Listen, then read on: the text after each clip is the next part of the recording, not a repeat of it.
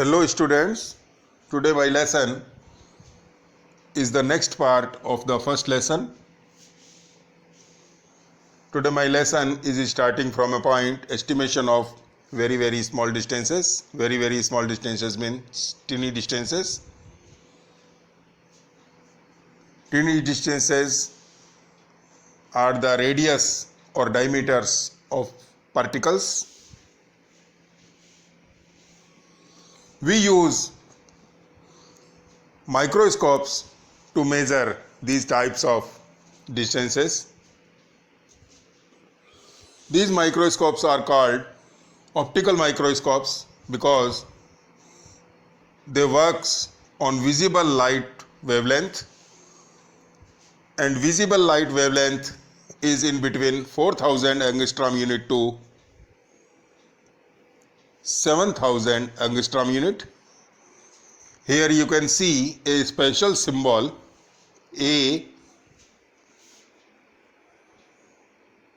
and degree like symbol in its upper side. This is called angstrom unit. This is the symbol of angstrom unit, and 1 angstrom unit is equals to 10 raised to the power minus 10 meters. This is very teeny distance.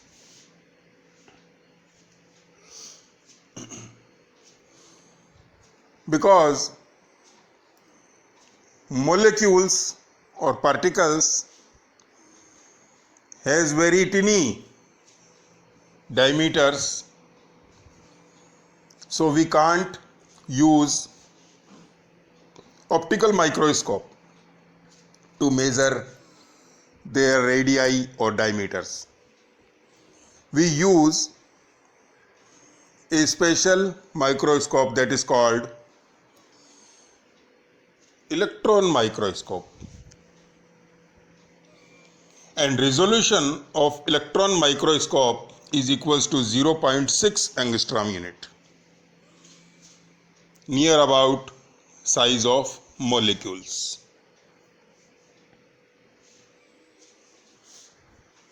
Range of lengths mean minimum length to highest length in the universe. So this is the minimum length, 1 Fermi. 1 Fermi equals to 10 raised to the power minus 15 meters. This is the टीनीएस्ट, मतलब सबसे छोटी जो दूरी है इस universe में अब तक जो नॉन है वो है Fermi. 10 raised to the power minus 15 meters. Symbol is F, Fermi. Second is angstrom unit, 10 raised to the power minus 10 meters. Angstrom unit से भी स्मॉलर लेंथ है फर्मी. इसके बाद आती है 1 एस्ट्रोनॉमिकल यूनिट, जिसको कहते हैं AU. सिंबल इसका AU है, astronomical unit. 1.496 into 10 raised to the power 11. ये बहुत बड़ी डिस्टेंस है. नेक्स्ट डिस्टेंस है 1 लाइट ईयर, से लिखते हैं 1 LY, 1 लाइट ईयर. यह है 9.46 into 10 raised to the power 15 meters. You know 1 light year distance travel by the light in whole year. पूरे वर्ष में लाइट द्वारा जो डिस्टेंस कवर की जाती है उसे लाइट ईयर कहा जाता है. और लाइट की जो स्पीड है वो भी आप जानते हैं. Speed of light is here 3 into 10 raised to the power 8 meter per second means 30 crore meters per second. 30 करोड़ मीटर एक सेकंड में प्रकाश लाइट डिस्टेंस कवर कर लेता है, और इस स्पीड से चलते हुए, एक सेकंड वाली स्पीड से चलते हुए वो एक वर्ष में कितनी दूरी तय करता है, तो उसमें बहुत बड़ी एक लेंथ आती है, और उस लेंथ को मेज़र किया गया है इस नंबर के द्वारा। ये नंबर शो करती है कि इतनी बड़ी लेंथ 1 लाइट ईयर के इक्वल है। और सबसे बड़ी जो अब तक ज्ञात नॉन डिस्टेंस है, लेंथ है, वो है parsec. 1 parsec equals to 3.08 into 10 raise to the power 16 metre. ये उससे भी बड़ी डिस्टेंस मेजर की गई है साइंटिस्ट्स के द्वारा। और इसके लिए जो अर्थ है उसका ऑर्बिट, क्योंकि आप जानते हैं कि जो अर्थ है वो सन के चारों तरफ रिवॉल्व कर रही है, तो अर्थ का ऑर्बिट और उसका मीन निकाला जाता है, क्योंकि अर्थ का ऑर्बिट इलिप्टिकल है, इस तरीके से इलिप्टिकल, और सन बीच में है, तो यहाँ से रेडियस कम रह जाती है और यहाँ से रेडियस ज़्यादा रह जाती है। तो इसका पूरे वर्ष में इस पाथ का एवरेज रेडियस निकालकर और इस 360 डिग्री को सेकंड्स में कन्वर्ट करके, 360 डिग्री को सेकंड्स में किस प्रकार से कन्वर्ट करेंगे, 360 तो है ही है डिग्री, इनटू इसको मिनट्स में कन्वर्ट किया और फिर 60 इनटू और किया, तो ये सेकंड्स में कन्वर्ट होगा, और उसको 360 इंटू 60 को और मल्टीप्लाई करते हैं, फिर जो ऑर्बिट है इसकी एवरेज रेडियस है, तब जाके पारसेक यूनिट बनती है। तो ये अब तक यूनिवर्स में हाईएस्ट मेजर्ड लेंथ है। Now come to measurement of mass. Mass is not depend on temperature and pressure. The minimum mass is atomic mass unit. This is equals to 1/12 part of the mass of carbon atom, C12 carbon atom. This is equals to 1.6 into 10 raised to the power minus 27 kilogram. This is very teeny mass, because here power is negative. Large masses like mass of planets, stars, measured by Newton's law of gravitation. You will study in next chapters how we measure the masses of planets. What is the Newton's law of gravity?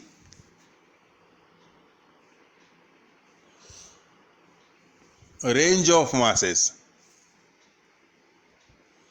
Minimum and maximum mass in the universe. This is called range. The mass of electron is minimum mass in the universe. This is 10 raised to the power minus 30 kilograms. And mass of the universe, whole universe, is 10 raised to the power positive 55 kilograms. ये positive power है और ये negative power है। Now come to measurement of time.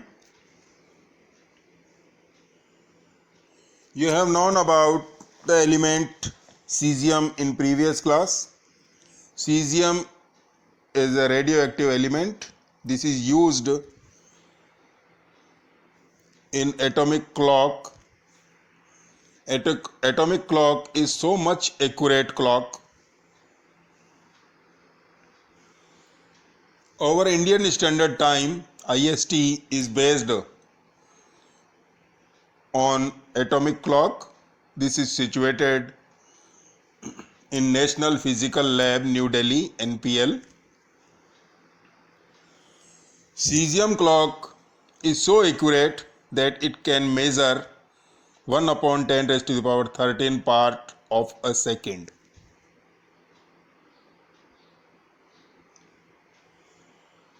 Now come to next part, error.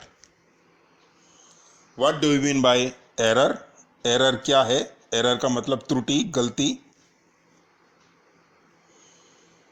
If we measure any quantity with an instrument, there will be some uncertainty in the result. कुछ ना कुछ अनिश्चितता जरूर होती है जब कोई मेजरमेंट किया जाता है,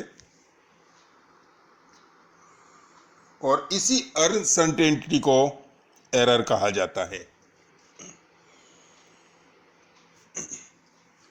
ये जो एटॉमिक क्लॉक है, ये भी करोड़ों ईयर्स में 1 सेकंड की एरर दिखाती है. साइंटिस्ट्स इसको भी रिमूव करते हैं फिर. तो जो भी इंस्ट्रूमेंट है उसमें कुछ ना कुछ एरर जरूर होती है. तो यहां पर कुछ हम एरर्स के बारे में बात करेंगे. एरर को मेजर करने के लिए हमें पता होना चाहिए 2 टर्म्स के बारे में, और ये 2 टर्म्स हैं एक्यूरेसी और प्रेसिजन. वैसे तो एक्यूरेसी और प्रेसिजन एक दूसरे के सिमिलर वर्ड्स हैं, लेकिन फिजिक्स में फिर भी दोनों में डिफरेंस है. और इन दोनों में क्या डिफरेंस है, ध्यान से देखें.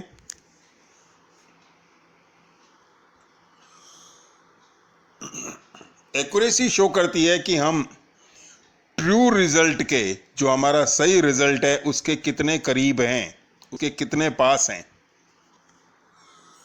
How close the measured value is the true value. लेकिन दूसरी तरफ जो प्रेसिजन है, वो ये बताता है कि हम कितनी बारीकी से ट्रू वैल्यू को मेजर कर रहे हैं. This tells us the resolution of the measurement. अब बात आती है resolution क्या है. तो उसके लिए एक छोटा सा एग्जांपल लेते हैं, उससे आप समझ जाएंगे.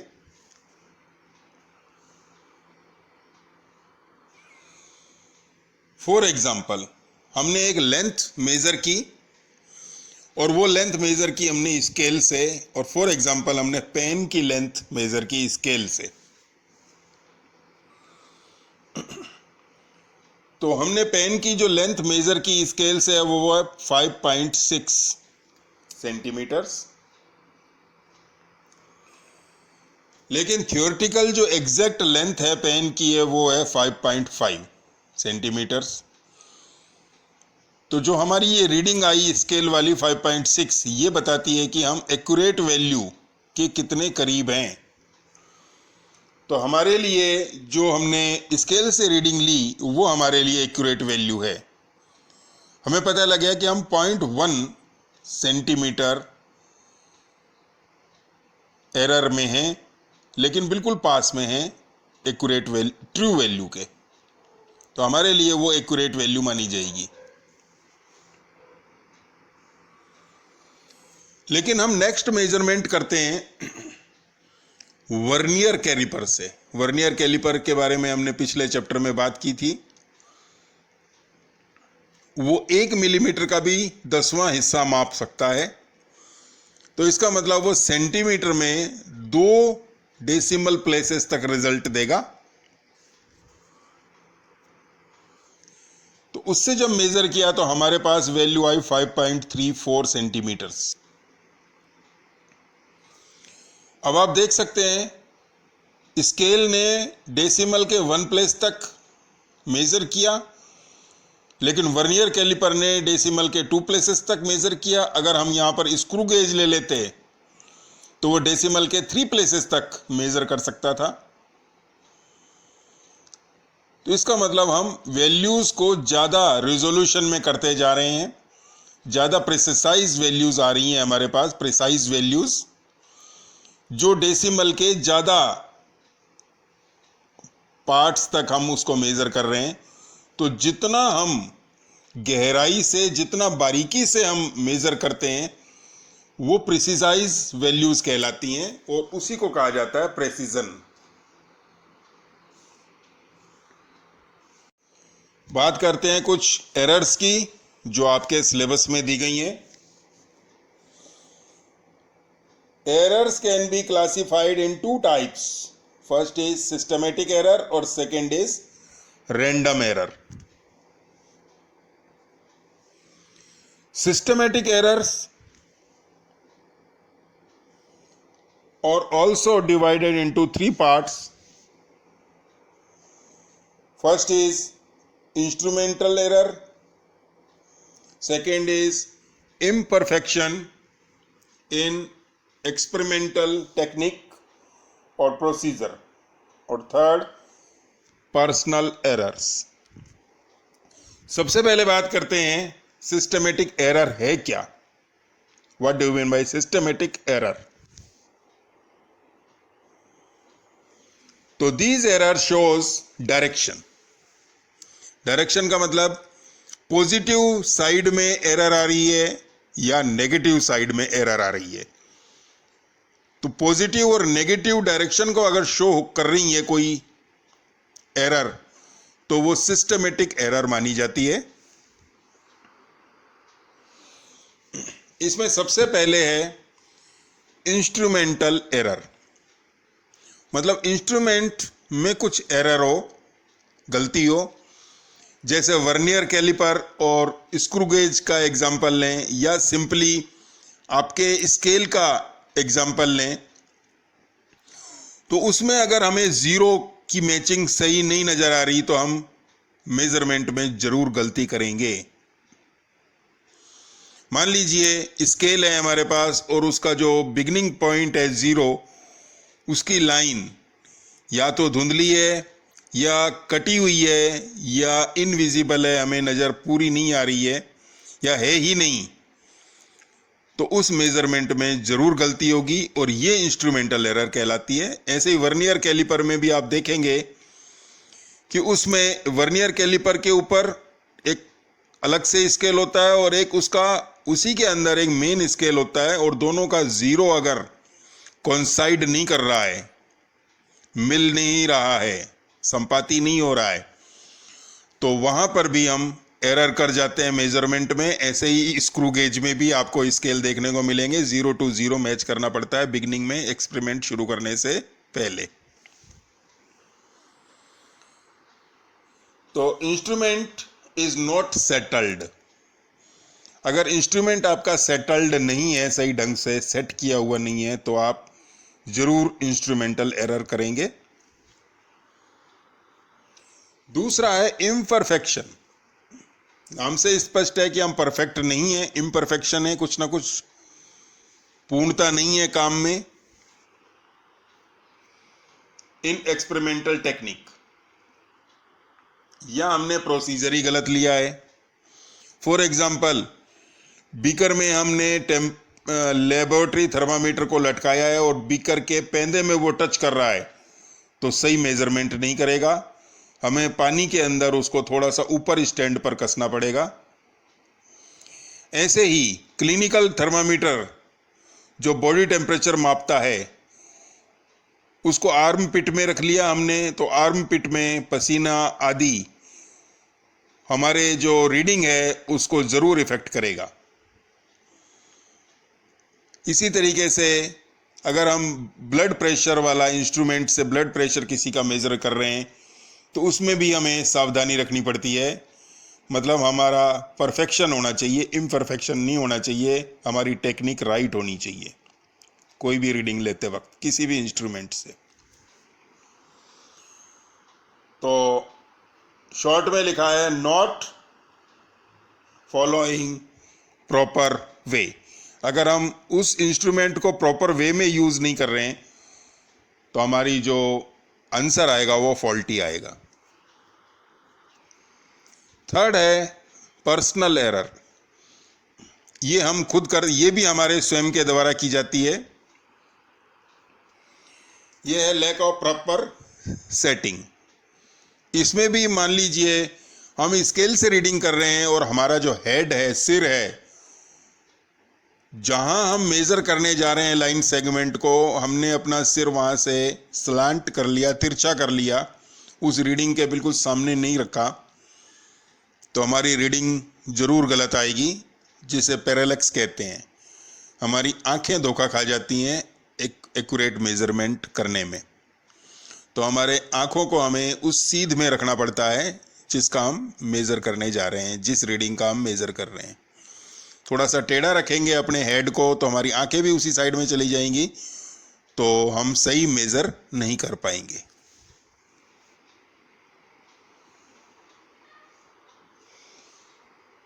सेकंड आती है सिस्टमेटिक एरर के बाद random error.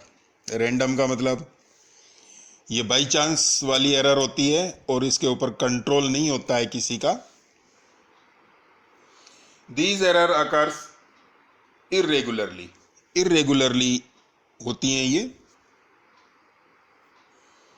These can arise due to random and unpredictable fluctuations.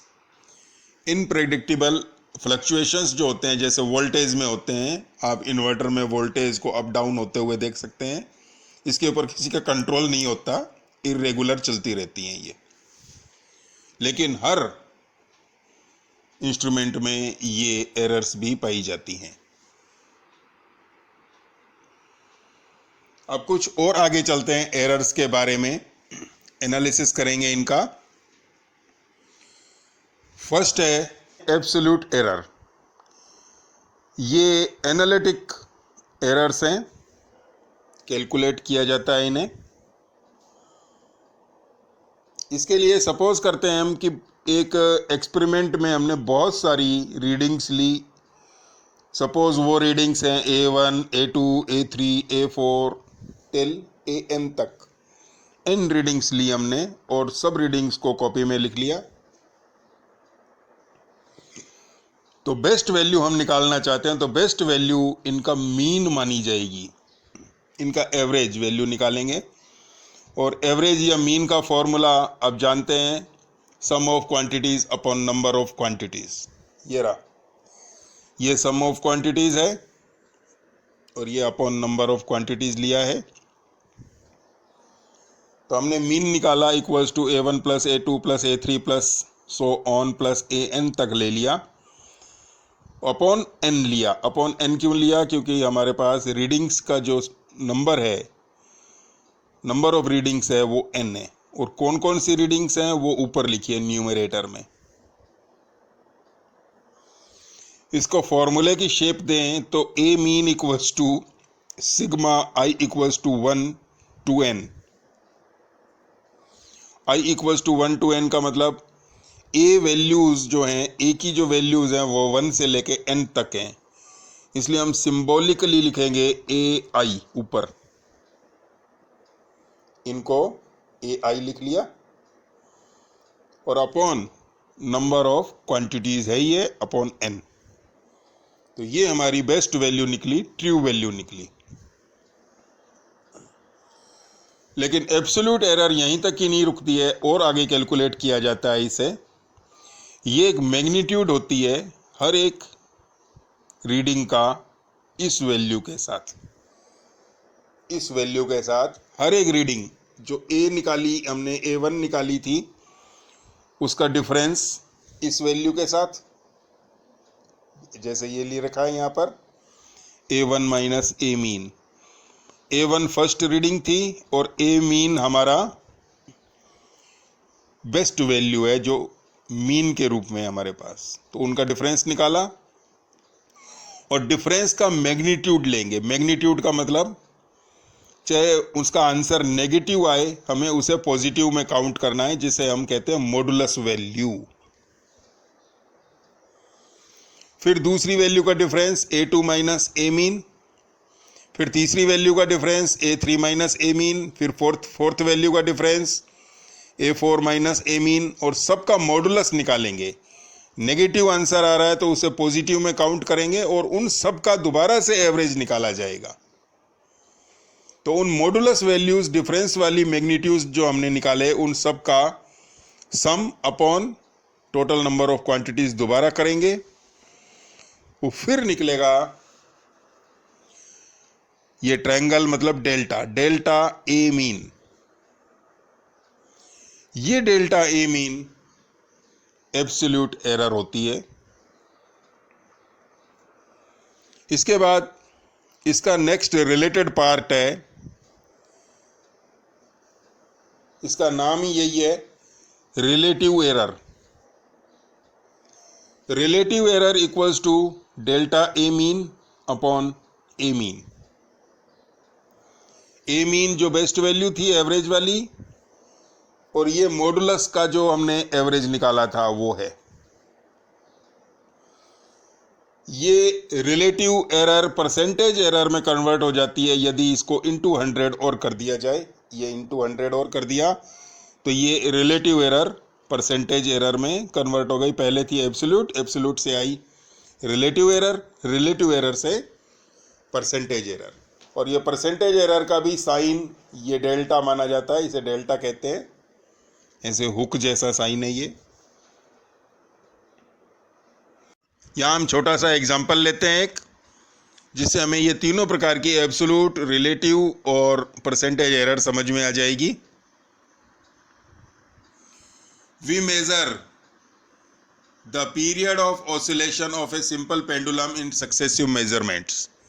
एक सिंपल पेंडुलम का ऑसिलेशन सेकेंड्स में 5 रीडिंग्स में ले रखा है, और ये 5 रीडिंग ये रही, 2.63 सेकेंड, 2.56 सेकेंड, 2.42 सेकेंड, 2.71 सेकेंड और 2.80 सेकेंड। तो जैसा कि एब्सोल्यूट एरर में हमने देखा था, सबसे पहले हमने उसका मीन निकाला था वैल्यूज का, तो यहाँ भी मीन निकाला जाएगा। तो इसका सिंबल यहाँ टी लिया है क्योंकि टाइम पीरियड से रिलेटेड है इसलिए। तो t mean equals to sum of quantities upon number of quantities, sum में प्लस कर लेंगे और नंबर 5 है, तो कैलकुलेशन आया 2.62 सेकेंड। फिर इसके बाद आपने देखा था एब्सोल्यूट वाले टॉपिक में हमने डिफरेंस निकाला था हर एक रीडिंग का मीन वैल्यू के साथ। तो यहाँ मीन वैल्यू उसके साथ हर एक रीडिंग का, जैसे फर्स्ट रीडिंग हमारी क्या थी 2.63, ये फर्स्ट रीडिंग थी, इसका इस वैल्यू के साथ डिफरेंस निकालेंगे, फिर इसका इस वैल्यू के साथ डिफरेंस निकालेंगे, फिर इसका इस वैल्यू के साथ डिफरेंस निकालेंगे, फिर इसका इस वैल्यू के साथ डिफरेंस निकालेंगे, फिर फिफ्थ वैल्यू का भी इसी वैल्यू के साथ डिफरेंस निकालेंगे। तो ये पॉजिटिव और नेगेटिव दोनों टाइप के आएंगे, यहां देख सकते हैं आप। तो चूंकि हमें मैग्नीट्यूड लेना है, तो मैग्नीट्यूड का मतलब सारी पॉजिटिव में हमें कन्वर्ट करनी है वैल्यूज, और सारी पॉजिटिव वैल्यूज कन्वर्ट करने के बाद दोबारा से अपॉन 5 किया, तो ये डेल्टा टी मीन मिलेगा। ये डेल्टा टी मीन हमारा एब्सोल्यूट एरर है, जो मिलता है 0.11 सेकेंड, जिसे हम लगभग ले सकते हैं 0.1 सेकेंड। रिलेटिव एरर में न्यूमरेटर में ये लेते हैं और डिनोमिनेटर में मीन वाला वैल्यू लेते हैं। तो एब्सोल्यूट एरर को ऊपर लिखा 0.1 और मीन वाली को नीचे लिखा, तो ये आया 0.038। परसेंटेज में कन्वर्ट करने के लिए इसी वैल्यू को इनटू 100 करते हैं और इसी वैल्यू को इनटू 100 करते हैं, तो 3.8%, जो अबाउट आएगा 4% के। तो प्यारे बच्चों, यह आज का आपका लेसन है फिजिक्स का, इसे ध्यान से देखना और स्टडी करना। फिर मिलते हैं नेक्स्ट लेसन के साथ।